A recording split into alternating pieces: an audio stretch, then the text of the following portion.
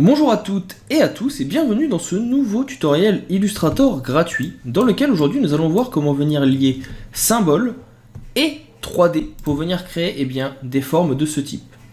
Ce tutoriel va vous présenter les bases de la 3D. Je ne rentrerai pas forcément dans les détails de toutes les options, tout simplement parce qu'il y a déjà des formations sur le sujet sur la chaîne et que si vous voulez en savoir plus, vous pouvez directement aller les retrouver. Par contre, je vous montrerai comment venir réaliser cet effet et comment créer ici l'effet de transparence. Si jamais vous avez des questions au cours du tutoriel, n'hésitez pas à m'en faire part. Je tâcherai de vous aider au mieux, bien sûr, via les commentaires ou si vous êtes sur tuto.com, les sections entraide et FAQ. Je vous dis à tout de suite au cours de vidéo et je vous souhaite un bon visionnage.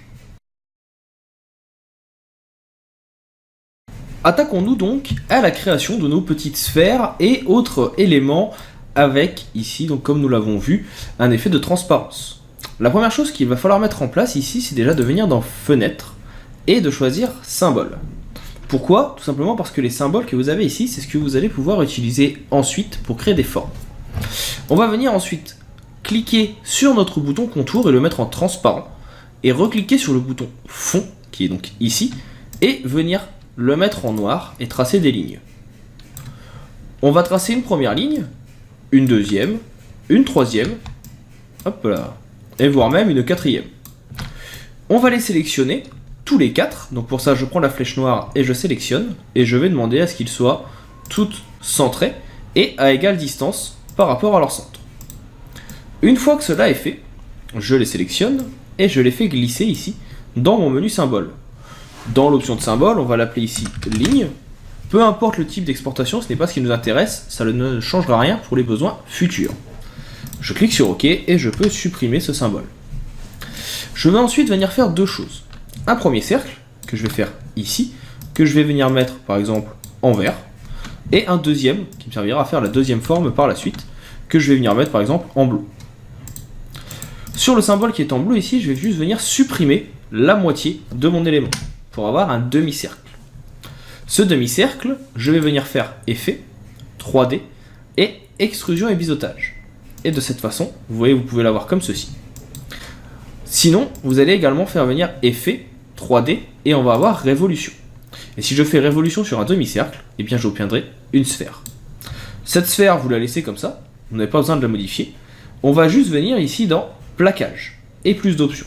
On va commencer par plus d'options, pour modifier la luminosité si on le souhaite. Ensuite, on va venir donc dans plaquage ici, qui va nous ouvrir un nouveau menu, et on va commencer par mettre ici géométrie invisible. Ça va rendre en fait notre sphère invisible, et dans symbole, je vais choisir ligne. Et vous voyez que de cette façon, je peux venir placer mes lignes sur ma composition. Je vais venir les adapter comme je le souhaite. Ils peuvent être au-dessus, en dessous. Moi, je vais plutôt venir les mettre en centré, de façon à ce qu'elles soient partout. Et vous pouvez même venir les écarter un petit peu, qu'elles aillent du dessus jusqu'au dessous de votre élément. Plus ils seront écartés, vous voyez, et plus ici vous aurez d'éléments différents. On va ici pouvoir par exemple les mettre un petit peu plus petits, voilà, comme ceci, et centrer un petit peu le tout. Donc j'essaie d'avoir un rendu qui me plaît. Je clique sur OK, et vous voyez donc maintenant que si je clique sur OK, j'ai donc mes sphères qui sont visibles ici. Ce qu'il va falloir faire ensuite, c'est édition, objet, autant pour moi, et décomposer la sphère. De cette façon, vous allez avoir vos éléments qui vont se découper entre eux. Je vais venir zoomer ici, et vous allez voir que vos éléments ne sont pas collés. Donc pour ça, je vais venir sélectionner les différents éléments, et je vais venir les replacer comme il faut. Donc soit vous pouvez les déplacer avec les flèches, soit je vais venir sélectionner également ici, en appuyant sur Shift, chaque côté, et les recoller au bon endroit, histoire d'enlever ce petit point de transparence qui n'a pas lieu d'être. Donc ici, et on va venir le coller ici. Alors, vous pouvez avoir ici quelques petits bugs, pas d'inquiétude. Au besoin, même s'il reste, vous pourrez les supprimer s'il faut un petit peu plus tard. Et on va également venir en dessous, recoller les points ici. Donc je sélectionne le point qui est au-dessus, et je viens le coller à cet endroit. Hop, je zoome, ici je sélectionne mes deux points. Vous pouvez également venir utiliser tout simplement votre outil joindre qui se trouve ici, donc jonction. On va cliquer sur CTRL et je vais sélectionner les deux pour les joindre. Ou alors, vous pouvez également venir utiliser votre plume pour venir sélectionner un point et venir le fusionner avec l'autre qui est à côté. Bref, de multiples possibilités sont offertes pour pouvoir fermer le tout. Moi je vais venir fermer mon tracé de cette façon et ici aussi. Une fois que cela est fait, on va déjà venir changer la couleur de tous nos éléments. Donc vous allez venir sélectionner tout ce qui est noir en appuyant sur Shift. Donc sinon vous voyez que vous allez sélectionner des choses qui ne vous intéressent pas forcément, telles que le contour. D'ailleurs vous pouvez même le supprimer si vous le voulez, ça peut aller plus vite. On va avoir cet autre contour ici qui ne nous intéresse pas non plus, on peut le supprimer au besoin. Je fais un CTRL A, je vais venir tout placer en vert.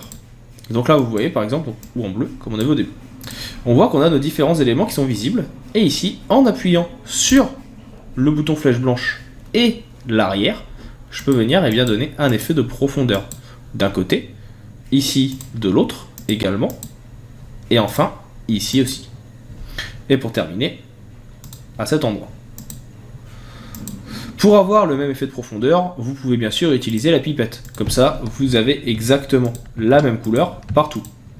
Donc, hop, je sélectionne les trois, et je mets un petit coup de pipette. Et vous avez créé votre forme de cette façon.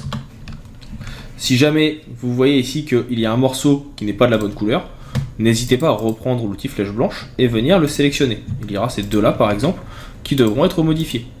Et de cette façon, vous aurez vraiment le rendu disponible et visible. Ça c'est le premier exemple de ce que vous pouvez faire. Le second, il consiste tout simplement, donc là je vais le prendre en vert, de venir prendre votre forme, effet 3D révolution. Encore une fois on va faire un aperçu, vous voyez qu'ici vous allez avoir une sorte d'anneau. On va le mettre en isométrique gauche, mais vous pouvez bien sûr venir le modifier de vous-même ici. On peut modifier également le décalage, c'est-à-dire ici qu'on va le rendre plus ou moins ouvert. C'est à vous de voir suivant le type d'anneau que vous souhaitez. On va aller dans plaquage, on va revenir mettre géométrie invisible et on va remettre nos fameuses lignes. On referme ici le panneau si on le souhaite. Là on va mettre notre géométrie sur toute la longueur, comme ceci. On va les mettre tout en haut ou dans l'autre sens, comme ceci. Vous voyez, vous pouvez faire des formes. Mais ce que vous pouvez faire aussi, également, c'est venir donc réduire juste sur une longueur, comme ceci, pour créer des formes un petit peu plus spécifiques. Donc là, je vais juste venir réduire, ici, et on peut même, au besoin, venir les mettre dans l'autre sens. Donc c'est à vous de voir après suivant le rendu que vous voulez. Et ici, en mettant dans l'autre sens, vous allez avoir des anneaux concentriques, comme on l'a déjà vu. Et de la même façon, ici, je vais venir donc, hop, élargir pour avoir de gros anneaux de chaque côté. Si vous souhaitez avoir de petits anneaux, là il va falloir revenir en arrière. On va reprendre ici notre outil qu'on a déjà vu de rectangle. Et en fait, je vais juste venir refaire la même chose, mais dans le sens inverse. Alors la couleur n'importe pas, comme vous le savez, on pourra la modifier après. Le noir, c'est juste que c'est visuel. Là, je vais venir tout sélectionner. Je duplique avec Alt et je vais en faire plusieurs. Par exemple, comme ceci. J'adapte toujours avec mon alignement et je fais coller le tout en haut. On va l'appeler test vert. Je clique sur Entrée. Je peux supprimer. On reprend notre outil. Effet 3D révolution. On peut faire un petit aperçu pour voir. On a dit qu'on faisait une petite rotation et qu'on augmentait le décalage. Alors, hop là, j'ai un petit peu trop augmenté. Voilà. Donc un décalage un peu plus important. Voilà. Un anneau comme ceci. Plaquage. Je reviens ici, donc rendre la géométrie invisible, mettre mon test vert, et je vais agrandir la taille comme il fallait le faire tout à l'heure. Et là, comme on a un petit peu plus d'éléments, on a également un petit peu plus d'anneaux. Je clique sur OK, je clique sur OK. Ici, encore une fois, donc, je viens faire objet, décomposer l'aspect, et on va venir effacer les éléments qui passent à l'arrière-plan. Donc, on va bien faire attention. Donc là, on va avoir cela. On va venir effacer, par exemple, hop, tout cela. Donc ici, on va bien vérifier qu'on n'en oublie pas. Donc normalement, vous allez en avoir ici. Donc là, c'est bon. On va faire un double anneau. Là, c'est celui qui est à l'intérieur. Là, on va passer au-dessus. En dessous, on va le garder. Ici aussi. Et là, je vais juste venir en effacer un qui sera un petit peu en trop. Hop, que je n'en oublie pas. Alors, ici, donc 1, 2, 3. On va commencer à modifier la couleur petit à petit pour être sûr de ne pas en oublier. Donc, je sélectionne ici. Là, il va être en entier. Là, on va assombrir. On n'oublie pas d'utiliser l'outil pipette pour avoir les bonnes couleurs. Ici, la même chose. Ici, encore une fois, pareil. Donc là, c'est là que je vois que je me suis trompé. Donc, hop, un petit coup de flèche blanche. Celui-là ne sert pas forcément, donc on veut le relief comme ceci.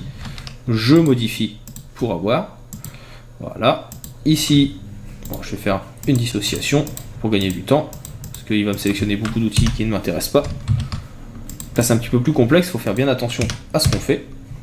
Donc là, ici, et celui-ci, hop, je l'enlève.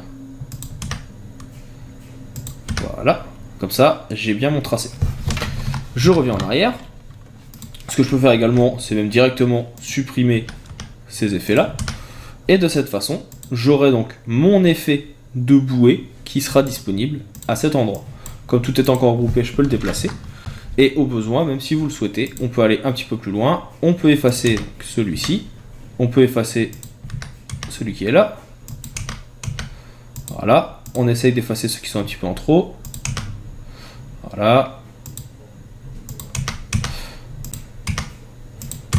Et donc on va avoir cet effet qu'on va pouvoir mettre donc facilement en place, comme vous le voyez, pour votre bouée. Et sur celui-ci, vous pouvez même, si vous le souhaitez, eh bien venir ajouter, pourquoi pas par la suite, des dégradés. Donc ici, je peux venir dans le menu dégradé, je double-clique, et je vais lui dire que j'en veux un. Alors là, vous voyez qu'il y a encore plein de couleurs qui ne sont pas intéressantes, parce que je n'ai pas effacé tous les éléments que j'aurais dû. Par exemple ici, voilà. On va avoir, hop, non pas celui-là, mais le tracé qui est ici. Voilà, et là normalement déjà on sera un petit peu mieux. Donc hop, vérifiez bien de ne pas en oublier, sinon l'effet de dégradé ne fonctionnera pas. Voilà, et là maintenant on va réessayer le dégradé, c'est déjà un petit peu mieux. C'est là qu'on voit que celui-ci, pas besoin, pas besoin, pas besoin, etc., etc. Et les dégradés ensuite vous pouvez les modifier comme vous le souhaitez, c'est à vous de voir suivant les besoins. Après en uni, personnellement, ça ne me dérange pas non plus. Donc voilà pour ces petits effets. Personnellement, je suis plutôt adepte de celui-ci, qui est très intéressant. L'autre, il est un petit peu plus complexe. Vous pouvez bien sûr l'utiliser, il fonctionne aussi. Mais vous voyez que ça marche mieux quand on est éloigné que quand on est relativement proche. Alors que l'autre, quelle que soit la taille, il fonctionne. Donc voilà pour les deux petits exercices. J'espère que cela vous aura permis de mieux comprendre les outils de plaquage et de 3D dans Illustrator. Si jamais vous avez des questions, je reste bien sûr toujours à votre disposition via les sections entraide et FAQ ou la section commentaires. Et pour ma part, je vous dis maintenant à bientôt pour d'autres tutoriels Illustrator. Hop hop hop hop hop, ne partez pas si vite. Vous avez aimé la vidéo, l'astuce que vous avez vue vous a plu et vous a permis de vous améliorer dans le logiciel que vous suivez, Photoshop, Illustrator, InDesign, Affinity Photo ou que sais-je encore. Vous souhaitez aller un petit peu plus loin dans la découverte de ces outils et comprendre au mieux leur fonctionnement, voire même vous personnaliser dans certains domaines, l'auto-entreprise, comment développer votre auto-entreprise par exemple avec Photoshop, comment vous améliorer si vous êtes développeur, comment l'utiliser la suite Adobe si vous êtes illustrateur ou que sais-je encore. Sachez que je propose également des vidéos sur tuto.com que vous pouvez retrouver avec le lien présent dans la description. Vous y retrouverez l'intégralité des vidéos gratuites du site, enfin, de la chaîne YouTube, mais également l'intégralité de mon catalogue de formations payantes. Il arrive régulièrement que je propose sur la chaîne YouTube, mais aussi sur les réseaux sociaux, des codes promo pour les avoir à moins cher, donc n'hésitez pas à les suivre pour pouvoir rester à l'affût des dernières nouvelles. Je vous invite également, bien sûr, à laisser un commentaire, un petit like, à partager la vidéo autour de vous, afin que la chaîne puisse grandir. N'hésitez pas à me dire ce que vous en avez pensé, c'est toujours avec plaisir que je lis les commentaires et que je réponds, même en cas de besoin. Je vous dis maintenant à bientôt pour d'autres tutoriels, pour d'autres ressources, pour d'autres outils liés au monde du graphisme ou du marketing. Je vous souhaite une bonne continuation et je vous dis à bientôt.